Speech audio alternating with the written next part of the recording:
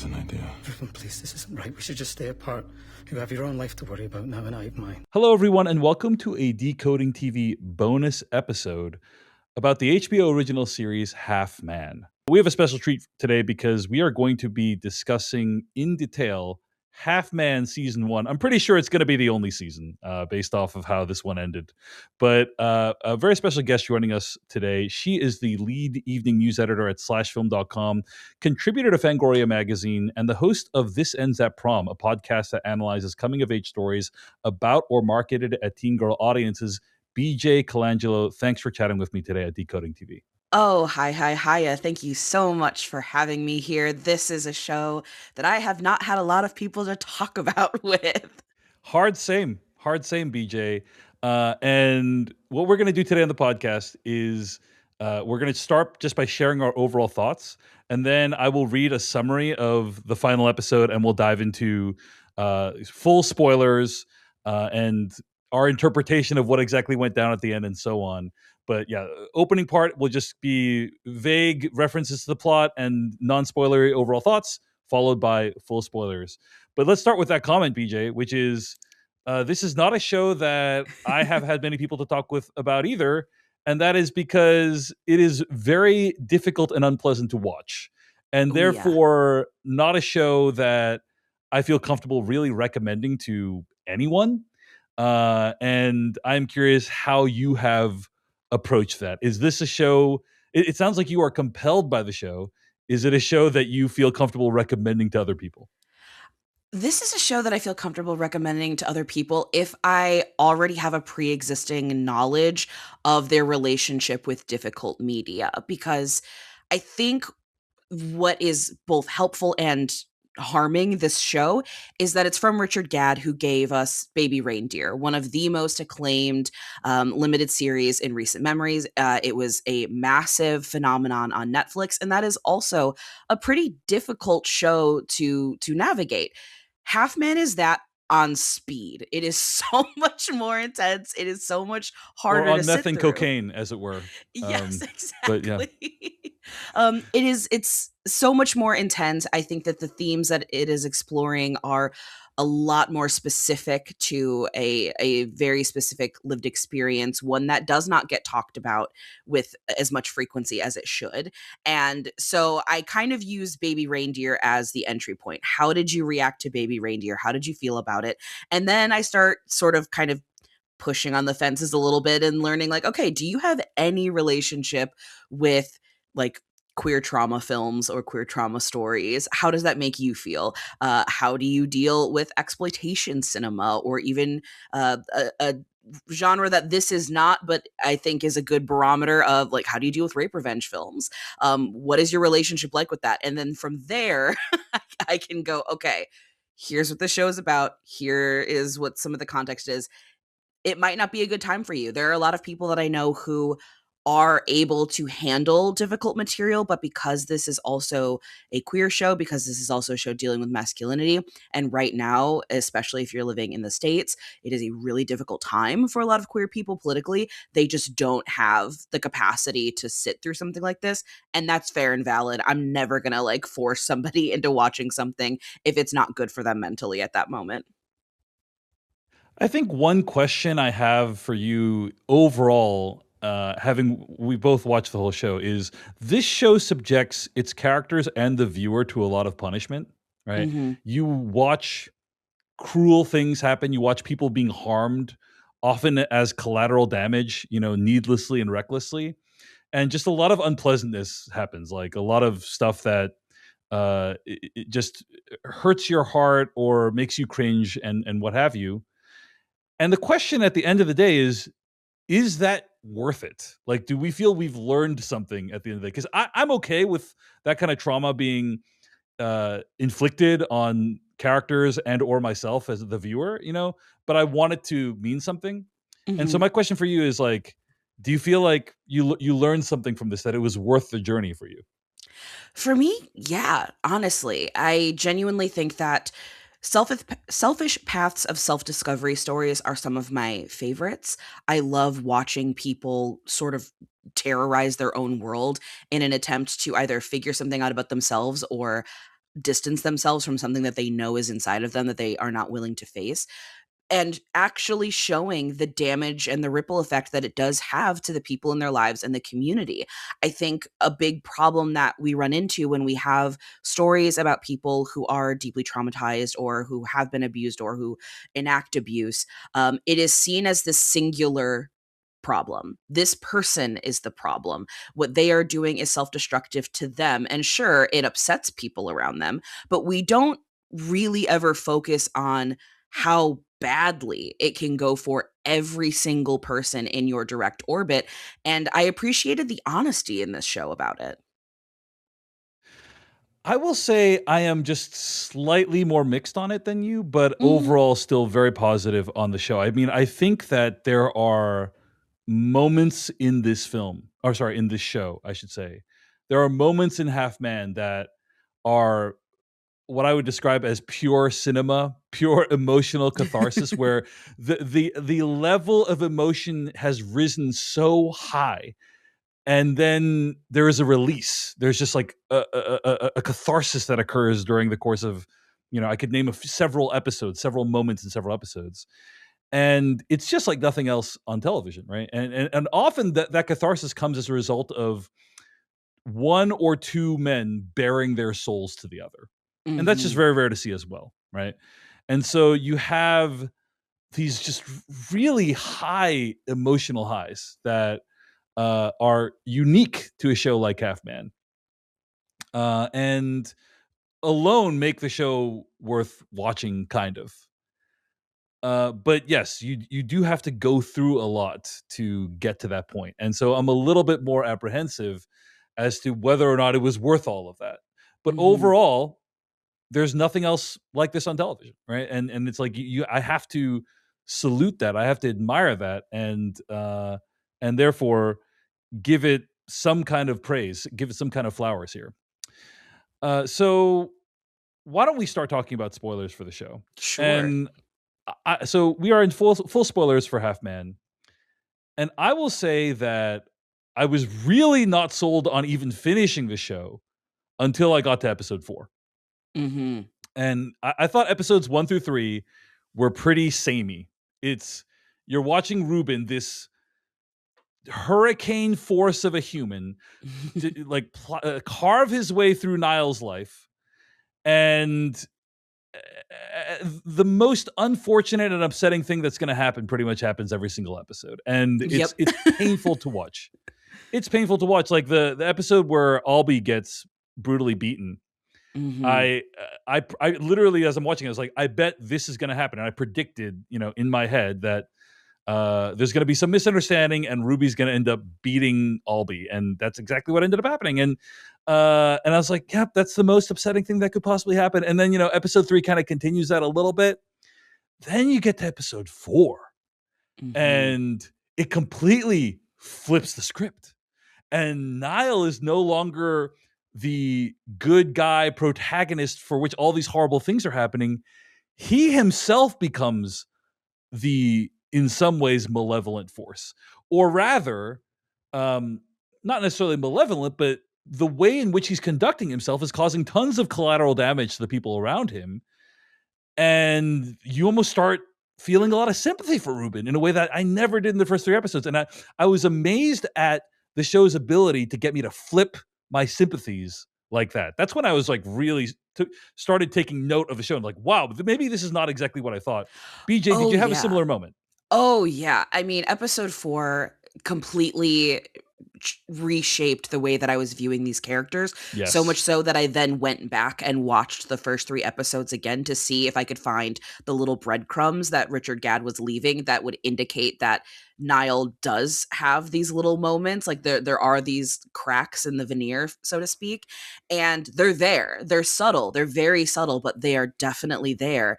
And I think that that's what makes this show so compelling, because it's very easy from the outside to just view this as a story about Ruben, this like deeply traumatized young man who takes advantage and manipulates and, ruins poor innocent Bambi, Niall, forever. But the more you watch it, the more you recognize that like Niall is also in a hell of his making, and he actively wants to be there. And there is something to be said about people who continue to choose misery because it's what they're comfortable with, or people who Right. choose to cause misery because it allows them to bring everyone else around them to that level that they're currently sitting in. And that is compelling storytelling to me. Yeah, I read this book this last year called The Courage to be Disliked. I don't know if you've heard of this book, but it goes into Adlerian philosophy, and the main thrust of it is what you just said, is that like there's people who are miserable and they say out loud, "Oh, I wish it wasn't like this. I wish I wasn't this miserable." But in reality, they're getting something out of it, right? That they're in some way benefiting from it. They're more comfortable with it. They like it to some degree. And a lot of the reason why people don't change is because change is hard, and they're deriving some benefit and comfort from the situation that they're in right now. And you really see this come into effect in episode 4, when Niall, essentially the plot of that episode is Niall still struggling with his sexuality, and then tormenting himself that Ruben is out there in the world and living an amazing life, right? Mm-hmm. And how could How Ruben live an dare amazing life, he? and also theoretically helping to bankroll what Niall is doing in his life, and this is just completely unacceptable to him. And eventually they have this big confrontation. But yeah, you see Niall alienate his mom. You see Niall alienate his friend Joanna, who Mhm. when she ended the friendship with him, I was like, oh man, that's what's cool about this show is, in general, I'm not a fan of big time jumps in shows, but you get a glimpse of all the years of dysfunction that relationship must have had when Joanna says, "Hey, I can't do this anymore," and you realize this is probably like the 8th time he's come to her asking for money or for some kind of Mhm. assistance. Um, but yeah, it is a brutal episode and made me feel like, wow, maybe Ruben is the one that is more wronged in this relationship. You know, maybe Ruben is the one that needs to be needs to deserve our sympathies. And I So then we also get to, yeah. I Go ahead, also go ahead, just please. love stories like that where I love when a story forces you to align yourself with somebody on paper that you would never align with in your real life, because Yeah, that is exactly who Ruben is as this character. The things that we see in the first 3 episodes, especially when you're talking about the way that he gay bashes Albie, like that is what we are witnessing, is a gay bashing. And that is something that in my heart of hearts, it's like, no, I would never, ever, ever align myself with this person, have any sympathy. I would write them off. And then you watch episode 4 and you see somebody who from the surface looks like they're desperately trying to get their life in order, make amends, do the right thing. And it's like, oh God, no, that is right. I do need to remember that people can have capacity for change and make space for that and hope that they are getting the support that they need to make our world a better right. place. And that is a total just like mind fuck. Yes, I think any show that can do that, there is something special about that, right? Like any show Mhm. that can turn your sympathies that much and reorient who the protagonist even is here, it really has something special going for it. And that's when it really caught my attention. Yeah. I thought I knew what the show was. I thought I was like, oh, it's gonna be, we're just seeing this guy get run over by Ruben the whole show, and that's like kind of boring. And I understand why people don't like it. And then we get to episode 4, and I'm like, oh wow, I Yeah. was wrong. I was wrong about the Yeah. show. And I do think that the entire second half of the show is the descent of Nile. It's really like Mhm. that trend from episode 4 continues, where Nile, from my perspective, continues to do more and more unforgivable things as the show goes on, to the point where he is almost irredeemable by the end, in my opinion. I'm Uh, right there with you. yeah, yeah. Let's talk about the finale. Okay, so I'm going to read from the Mhm. Wikipedia plot summary of the finale, and then we'll pause and talk about some of the stuff that happens. So the finale takes place in 2014 in the timeline of the show. And Ruben is in jail for attacking Benji, but he wants to turn his life around for Mona and their son, Baird, who was born while he was in jail. Niall's semi autobiographical novel about his experiences with Ruben becomes a hit, but the public is more interested in Ruben than in him. End quote. Let's just talk about that for a second. Mhm. I thought that was kind of a funny, like the show does not have that many funny moments, but that was kind of a funny moment when he's at the press conference and he's like, "Are there any questions that aren't about Ruben?" So does anyone have any questions? combat. And like no one has anything No to one say. has anything. Yeah. Ruben's mother, Mora, dies, and Niall informs Ruben in prison, causing Ruben to lash out at Niall. End quote. Let's talk a little bit about that. I mean, here we see the kind of descent I was talking about where Niall is continuing to go to these clubs and take drugs and emerge with STDs and in a terrible state. And we see him vomit on Ruben's mother, and it's just brutal, man. It's brutal. Yeah, I it's mean, yeah, go ahead. the second that Niall, so he's hanging around outside like steam rooms and bathhouses, but we know that he's doing drugs. So he's in the chemsex scene, which is an incredibly destructive scene, especially for somebody like him who is very clearly doing this because he is still fighting the fact that he's gay all these years later. And I think something that might be hard for especially today's audiences to process is that we are still witnessing somebody who realized they were gay in the 80s in the UK. It was a very hostile time for that to happen, and clearly those wounds are running very, very deep. But what makes Niall so frustrating is that he does have resources. He has people who are willing to help him, and he just fights it at every turn. So when he does puke on Mora, this dying woman, it's just like you're purging everything from your body at that moment, and you're putting it on the people that you are blaming for this, which would be his mother's. And it's just disgusting. It's a disgusting act of him blaming everybody else instead of looking inward at all. Yeah, I mean, it is a very complex situation because Richard Gadd is trying to say something about the impact of homophobia in Scotland and the United Kingdom during the time that people like Niall and Ruben were growing up, right? And like the deep wounds that can leave and how it can put people into these situations where they're perpetuating these horrifying cycles.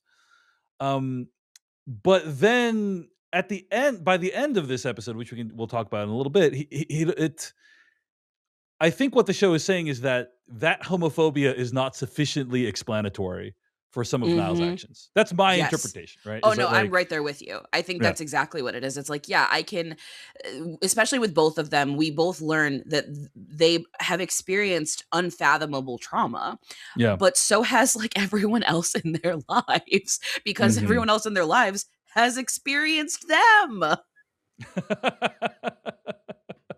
Well said. Well said. Niall's lifestyle of drugs and sex spirals until he reunites with Albie years after Ruben's assault, and they rekindle their romance. End quote. Let's talk a little bit about this. Did you have any thoughts on the character of Albie? I thought this is. I will say one thing I thought was interesting about this character was, when you meet Albie in, I want to say, episode 2, right? And then you meet like older Albie as well in episode 2, and you see his face is disfigured from Ruben's vicious attack. My mind like filled in a whole story between those 2 points. You see him in university, and then you see them about to get married, and then my mind was like, oh, okay, like I see what has happened there.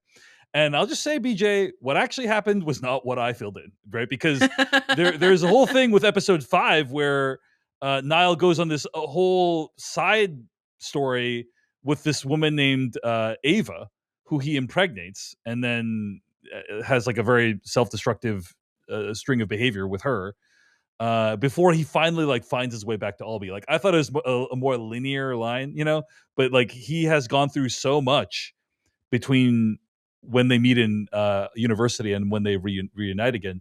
And so one of the things I appreciate about the Albie storyline is like I thought I understood what that story was, and then the show subverted my expectations again. Any thoughts on Albie and their relationship?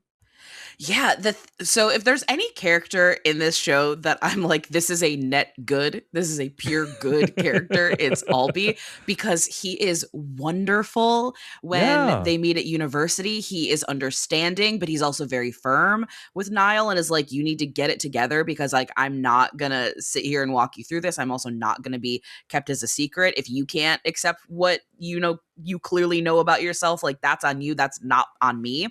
And then when they reunite, he's also deeply understanding and deeply empathetic to what Niall is going through. He even admits himself that he has a history of going through these chemsex parties. And we can kind of fill in the blank of he might have done this as a result of the trauma he experienced of just getting his face stomped in and almost dying at the hands of Ruben.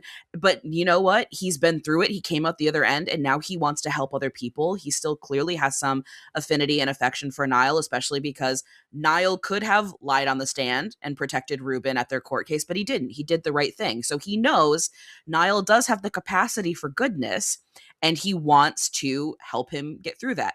I love Albie as a character. My only like complaint really is that I would have loved to see Albie's reaction to what happens in the final moments of this show.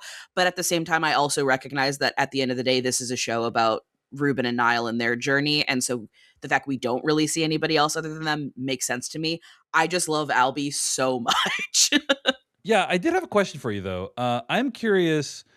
I agree with you. Albie is a net good for society, but the one moment in the show where I kind of questioned Albie's behavior was at the very end of episode 2, when Niall has lied about coming out to Ruben, and then Albie takes control of the situation and says, I'm going to tell Ruben, right? I'm going to tell Ruben what you lied to me about telling him. But before he can do that, Ruben, brutally beats him. Well, yeah, nobody's What perfect. Yeah, I was gonna say because I think like outing someone is generally considered Yeah, not outing is acceptable, not right? great. It's Yeah, truly not great, but I also in that moment I'm like he's very young. Niall has just kind of broken his heart, has lied to right. him. He feels incredibly betrayed. He's lashing out. He's young. So it's not great. It's not a good situation, but also I have a lot of empathy for young queer people who have been made to feel like they have to be a secret and how violating and how much that can also hurt and how you want someone else to hurt that badly. Um, I think why I love Albie so much is because he's like the one person in this show who does learn from his mistakes. Fair enough. Fair enough. All right, let's continue discussing the finale episode. So with Albie's encouragement, Niall visits Ruben in prison and finally comes out to him. To his surprise, Ruben is accepting, having always suspected, and criticizes him for wasting his life trying to belong. Niall blames Ruben's language for his self loathing, but Ruben deflects back at Niall for rejecting his own truth. Ruben also reveals he was the victim of sexual assault from his own father when he was young, resulting in him feeling like a half man, which is the title of the show. And the two become open and vulnerable to one another. Makes you a half man. Oh, mate. Anything but half, man. Let's just talk a little bit about this before we get to that big reveal, of course. When I was referring earlier to these big emotionally cathartic moments, this is one of them where he finally comes out, and then I will say that I did not expect, I don't know what I expected Ruben's reaction to be. I didn't think that Ruben would react super negatively as Niall intended, but I did not think that Ruben would just, judo turn it completely around on Niall as he did in the final moments. And there's a line that Ruben says that I think is going to stick with me for a really long time. He says, quote, "You've wasted your whole life dancing to other people's tunes, but you've never had the rhythm," end quote, which is like, wow, Oh what yeah, a poetry. brutal. He read him like a book in that moment. And it is just a brutal line, and it's like it's something that's very thought provoking. To what extent do we, the viewer, shape our lives around like what people's expectations of us should be and how we should behave? and like to what extent do we want to dance to other people's tunes versus ourselves, and do we have the rhythm? Anyway, BJ Colangelo, any thoughts on this big emotional moment between the two of them? Oh, I mean, this scene played out in a lot of ways the way that I really hoped that it would. Is that one, we would finally get the truth behind, kind of explaining why Ruben is the way that he is. And the show, I think, does breadcrumb a little bit that his father has done this, because we see his immediate hostility towards him when he's very, very young. I also just knew in my heart of hearts that Ruben was going to be fine with Niall being gay, because one, he definitely already knew, based on Right. Niall's very first sexual encounter that we see in the first episode. Ruben has known, but it also immediately kind of pulls the rug out from under Niall of like, this thing that you have been so afraid of your entire life, this thing that you have been letting have power over you and have control over you your entire life, of like, oh my God, if Ruben ever finds out, it's going to be so bad. And it's not Right. bad at all. It's like, this was kind of for nothing. Like, so much of Right. what you've done, all this time You've you wasted your life was for in many nothing. ways. All Yeah. all you had to do was communicate, and you couldn't do it because you were so afraid, and you let that fear control you. So I loved watching this scene, and then I love where it goes, where suddenly they're having kind of just like the maniacal laughter confessions, Mhm. which I think is so deeply cathartic and beautiful. And then of course, Niall has to take it too far. One other thing I want to add about this scene, though, is I thought I knew what the title of the show was referring to, right? The whole time, which is that in many ways, each of these men are half men because they kind of complete each other. And it was interesting to get that. I'm sure multiple meanings are acceptable for it, but it was interesting to get that kind of um, clarification that one explicit reference is that he feels his own trauma and his victim, like him being a victim of his father's assaults, has made him feel like a half man, and that's kind of an interesting. It was interesting to me to kind of reorient what I thought the title meant and the significance of it to the characters. Anyway, in the present, Ruben attacks Niall in the barn during his wedding for sleeping with Mona, and they have a grueling fight. Niall manages to stab Ruben's side, mortally wounding Ruben, but Ruben manages to smother Niall to death, telling his brother that he loves him. The dying Ruben sits down on a bale of hay, staring at Niall's corpse, end quote. Now, I will just say that the show has previously, I think in episode 4, revealed to you that Ruben is dead. Like Ruben's dead body is pulled out of the barn. And so I fully expected Niall to win this fight. And I was a little shocked when Niall is the one that ends up dying and the camera lingers on dead Niall and it's confirmed that is definitely Niall. He's dead. He's not alive anymore. And the way it ends is quite interesting and then I thought, okay, well now we're going to see Ruben die. And then we don't. And we don't see what happens to Ruben.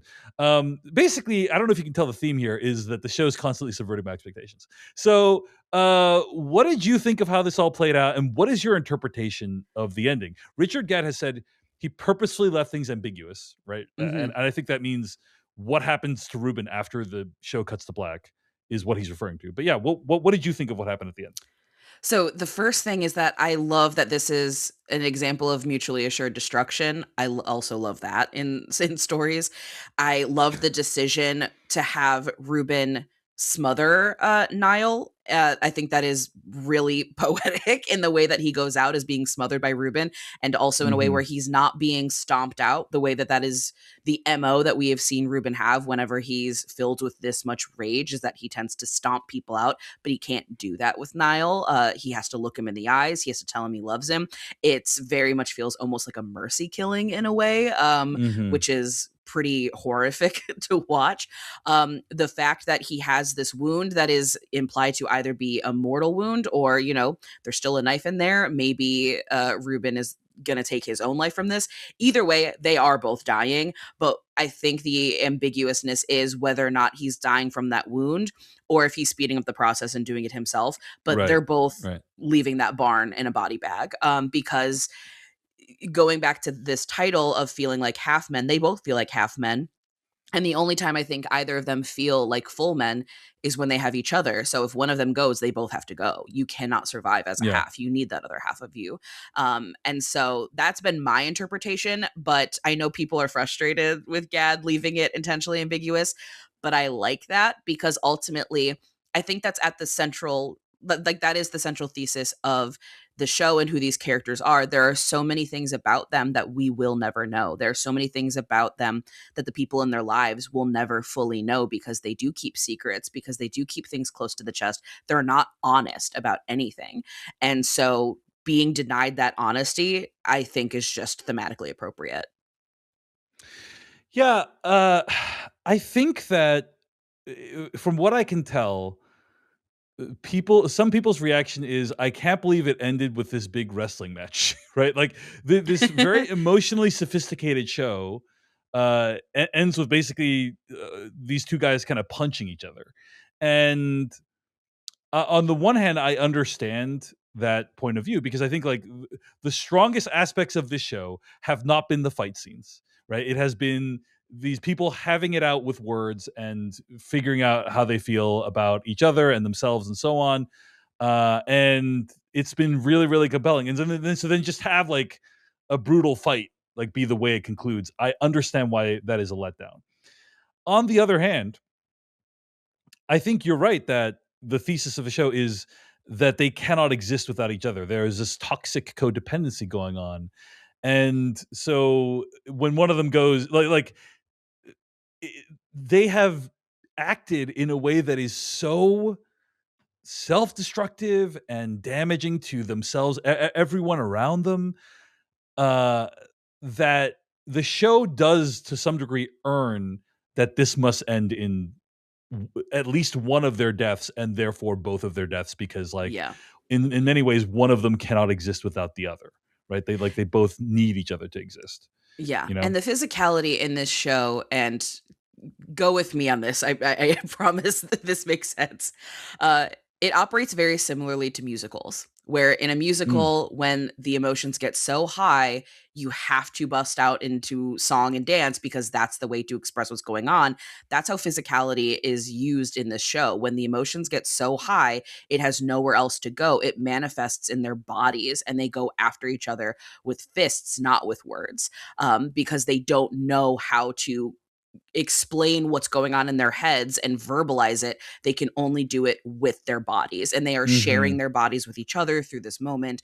And it's very hard to watch. It's hard to watch that happen because whenever they fight, whenever they get physical, that is when they are communicating the least. That is when they are misunderstanding each other the most because they don't have any other way to communicate than beating the crap out of each other. And that's not helpful. And Niall is also a really bad fighter. He's a bad communicator and he's a bad fighter. So, like, there's no way that he's going to be able to withstand this. And it feels like this was the inevitability. I genuinely think that once they enter that barn and Ruben closes the door, Niall knows how this is ending. I genuinely think he knows how this is ending. Yeah, the show did set up that Ruben was going to teach Niall how to box in earlier episodes. I get maybe they ran out of money, they didn't shoot those scenes because I thought there would be more of an even fight or something like that, but it seems pretty one-sided to me. I will say that there is something really sad and tragic about the I mean, there's many sad and tragic things about the whole show, but I feel like I'm reflecting on why it is Ruben felt the need to kill Niall, right? Like what was it? And the confession that Niall makes that Barrett is his child is a line that has been crossed that cannot be uncrossed. That and in many ways, Ruben is a prisoner of his own conceptions of masculinity. I think Totally. I'm putting it out there, right? I'm putting it out there that that's kind of right, Oh, like that. I'm Yeah, complete in alignment with you on that. right. That he believes like a man should behave in a certain way, should be able to provide certain things, should be able to impregnate his wife, and so on. And that he and Niall are both in different ways prisoners of or subject to the forces of the sexual mores of their time, right? And that it has shaped them into these creatures that have this inevitable tragic fate that feels just really sad and upsetting.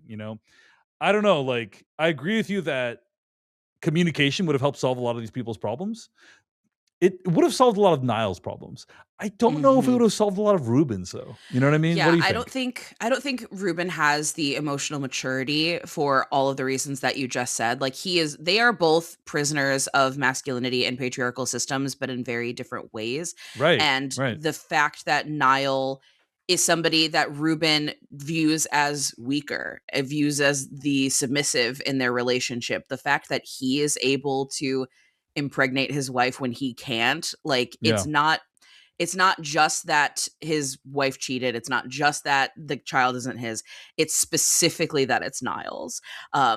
Like, I think he would have had a bad time if it would have been, Benji, the dance guy, but I think he would have been able to get past that. He cannot get past it when it's Niall, Right. because that betrayal is just, it's so severe. It's so much. And the fact that he knows that, as Niall is a gay man, it's not like, this betrayal is so personal, it's so targeted, and it is a reflection of him still being incapable of accepting the truth about himself. I've been very public about this before, and I have no problem, but before I was fully out as a lesbian, I absolutely was trying to convince myself that I was not a lesbian by sleeping with men that I did not like. And I, emotionally hurt people in that selfish path of self-discovery. Not to this extent, thank God, but like, this is a very common thing that people who don't want to face the truth about themselves Right. do. And I'm very grateful that in that process I never got pregnant. But that's what we're seeing Niall do. And also, it's so clearly an intentionality to try to hurt Rupert. Like, it's so pointed and it's permanent. You can't take this back. There is a human being that now exists because of this Yeah. betrayal. Yeah. Yeah. So it's interesting to see how they're both kind of shaped in different ways, and how they're both prisoners in different ways of kind of the prevailing attitudes about masculinity at the time. Um, I am curious, BJ, as we're getting close to the end here, like, are there any other subplots or moments from the show that particularly stick out to you as being very revealing or that are thematically interesting? Ooh, I really love the relationship that we see between Niall's mother and, to a lesser extent, Ruben's mother, and the fact that I think people struggle sometimes to understand intersectionality, especially within the queer community, because queer people not only come to their identity and therefore the experiences they have with being marginalized at different time periods, depending on when you come out, but also factors like race and gender expression really paint how that marginalization impacts you. And so these are young boys, especially Niall, who recognizes that he's gay. Ruben has never established what he is. I think that Ruben is probably somewhere on like the bisexual spectrum. He's definitely not fully straight, but he would never let anyone else know that.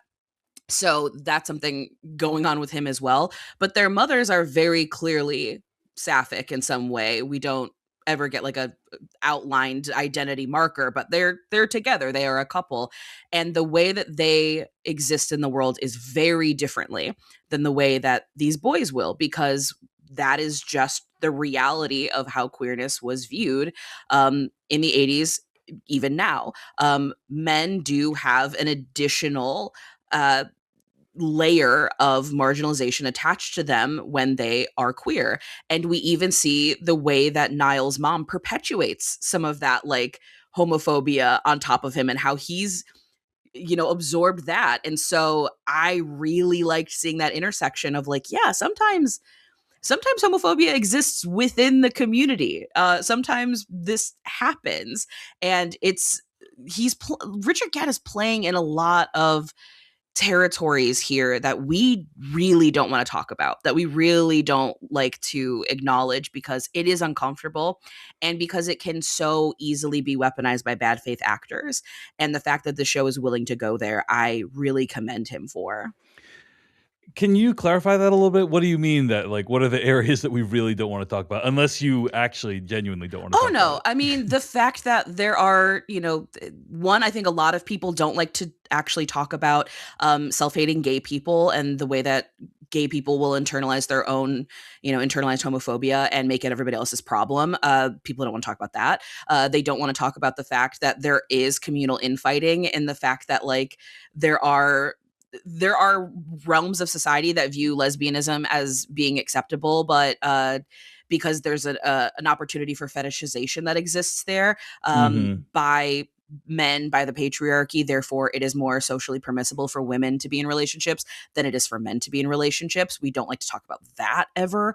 Yeah, Um, it's interesting that that the whole struggle of the season is Niall's ability to accept his own homosexuality, whereas his mom, there barely seems to be any struggle at all there, right? Like there is mhm. some struggle in their relationship, but it doesn't seem like his mom is particularly tortured about her own sexual identity. We see a little bit of how it's affected people around them when we see, I think, one of their parents or one of their dads, right, in the early episodes. Mhm. But in general, it's like that it's barely even commented on. You know what I mean? It's just like, oh, that's just part of their life. Ruben accepts it as part of his life. Like Niall accepts it as part of the moms both accept it. So it's interesting how different their journey with homosexuality seems to be than Niall's. Oh yeah, and I Anyway, think so, that yeah, go especially ahead. when they're in like university, there's even a couple comments where it's like, but aren't your moms gay? And you even see Niall kind of have this like panic. He's like, but it's different when it's men. And Mm, you can watch other people try to process that where they're like, what compartmentalizing are you doing in your head right now? But in this time period, he is right. He is right. right.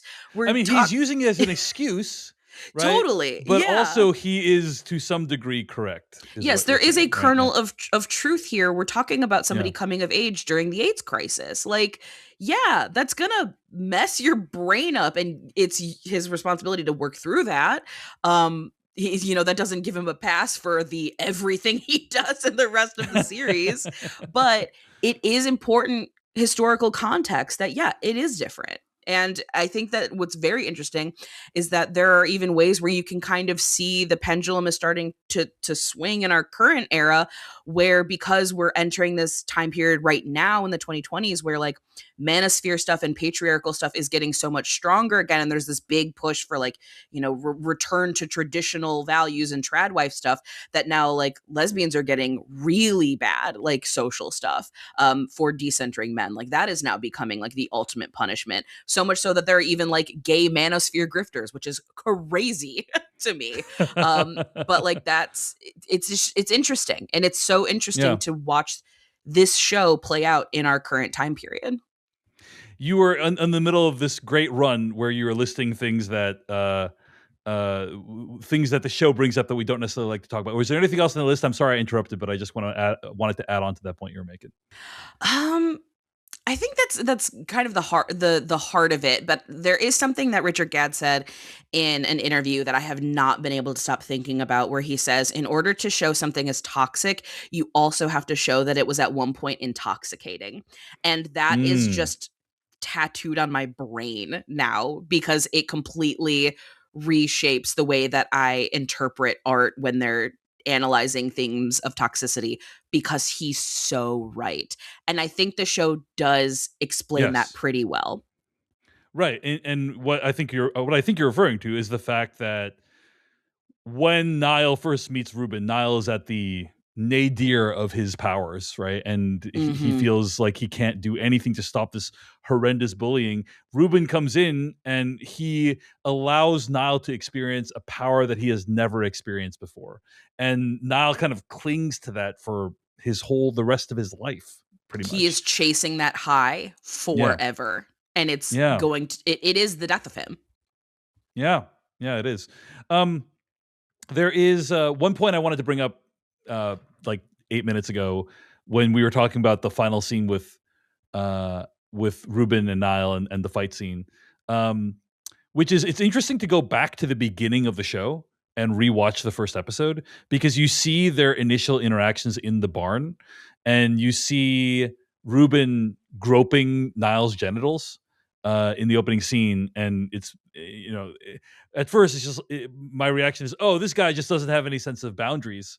But now that you know what actually happened, it's because he feels inadequate or insulted or what have you by the fact that Niall has impregnated his wife and he was unable to do so, right? And that's why he's groping his genitals at the beginning. So anyway, I just wanted to bring that up as a kind of foreshadowing, I guess, or kind of filling in what that character is. Oh yeah. Yeah, It's also go been ahead. really interesting to watch, I guess, general fan. I don't know if fan is the right word for a show like this.